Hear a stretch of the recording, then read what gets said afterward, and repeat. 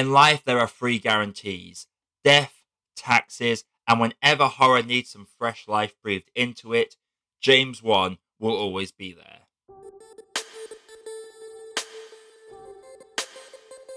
After a home invader murders her abusive husband, Madison's life is turned upside down when she begins to experience visions of this same home invader murdering people as if she is right there next to him while they are doing it. Welcome to the channel, everybody. My name is Josh, your Movie Apprentice, and we do reviews, rankings, and the occasional video essay. If you're as big a film fan as me, do consider clicking that like button, subscribing to the channel, and hitting that bell notification so you never miss any reviews like this one. But Malignant, this is a film I'll straight away say isn't for everyone. It is one of those films that is a tale of two halves for me. The first half is quite dull, but the second half is quite great. James Wan retains his sore edge that you would be forgiven for thinking he had lost due to his time working on major blockbusters like the Fast franchise or the DCEU. The first half of this movie can be quite dull and a little overbearing. The soundtrack choices in this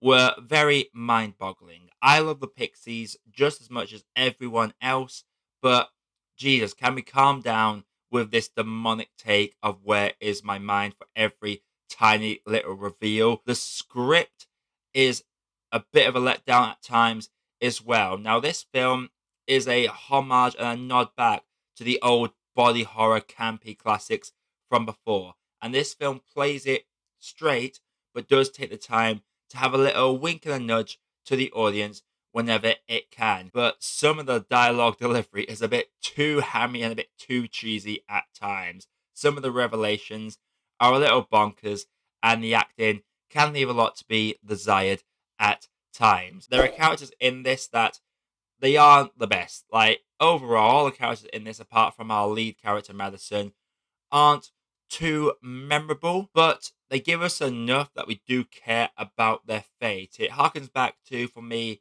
the Battle Royale film, where I cared about every single character in that purely because each and every one of them is given a name and an age straight after they die. So you see him as a person rather than just a body to add to the body count. Now, granted, there are a lot of body counts in this. There is a lot of blood and a lot of gore. If you are a fan of horror, if you're especially a gore hound, you will absolutely love the second half of this, because this is body horror glory in the second half. If you take a moment to think about this film in a logical sense, then you are going to be very disappointed, because you think about this movie for more than a second in terms of logic and science.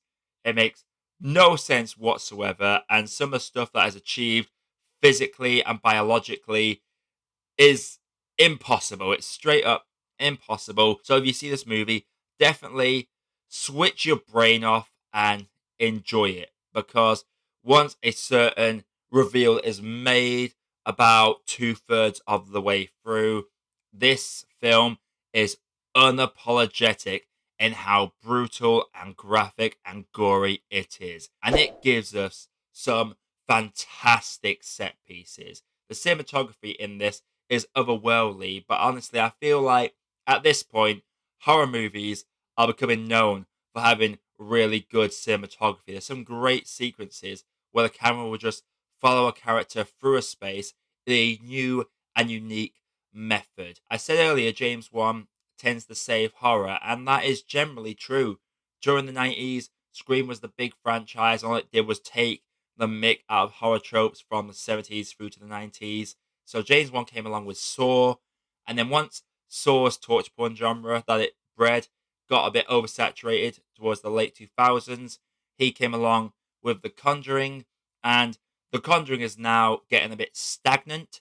And while it doesn't need saving as much thanks to directors like Ari Aster and Jordan Peele, he comes along with this throwback to body horror gore, because the effects and special effects in this are brilliant. I won't spoil exactly what happens in this, but there is an effect that it just is disgusting. It is awesome. It is amazing. Every kill is violent as hell. It very much earns that 18 rating over here in the UK.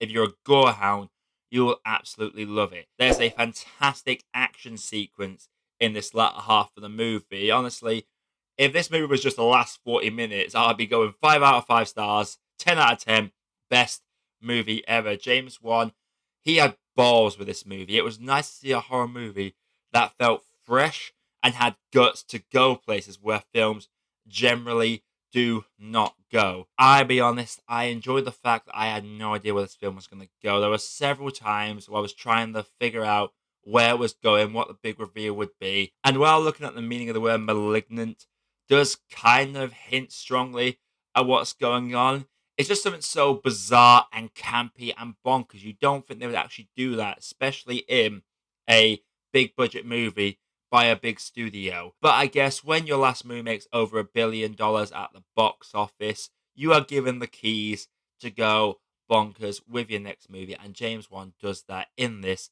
beautifully. It is a shame that the first half of this is quite disappointing.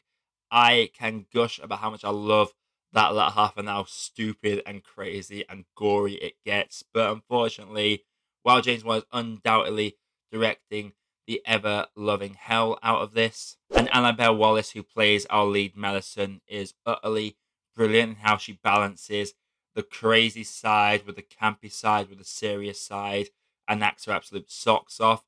There was just a lot in this first half that is very dull, very draggy, and for the most part, I'm going through this film thinking lukewarm cup of tea at the highest. But once we get to that second half, it just it's insane where it goes, and I loved every second of it. Just nice to see some good old fashioned body horror in a major studio horror movie again. And it was so unapologetic and it took so many risks. And I feel like we need more films like that. If this breathes in an era of very violent horror movies that take risks but embrace the campy side of it and do not even apologize for it, I'm all for another 6, 7 years of these sorts of movies. Russo brothers, you've just made the highest grossing film of all time. Do us a nice horror movie and go crazy with it. But yeah, as much as I love to give it a high grade, though, I know you're probably expecting a very high grade through what I've been gushing about for the last few minutes.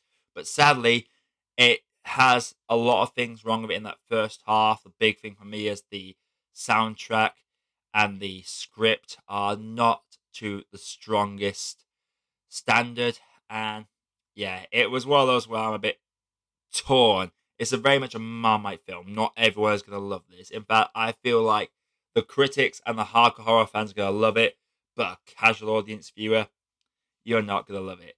If you're a casual audience viewer, you're gonna wonder what the hell is this garbage. But if you are a gore hound, you'll enjoy the feast of brutal body horror gore that this film presents. But for me, overall, I'm only gonna have to say that Malignant is an okay cup of tea. So Malignant, have you seen it? If you have, let me know what you thought down in the comments below. Again, if you like what you do in this channel, do click the like button and subscribe to the channel for more video content like this coming all the time. Coming up this week, I'm going to do Cop Shop and the Tarzan movie from 1999. That should hopefully be out on Thursday. So make sure you stick around for that.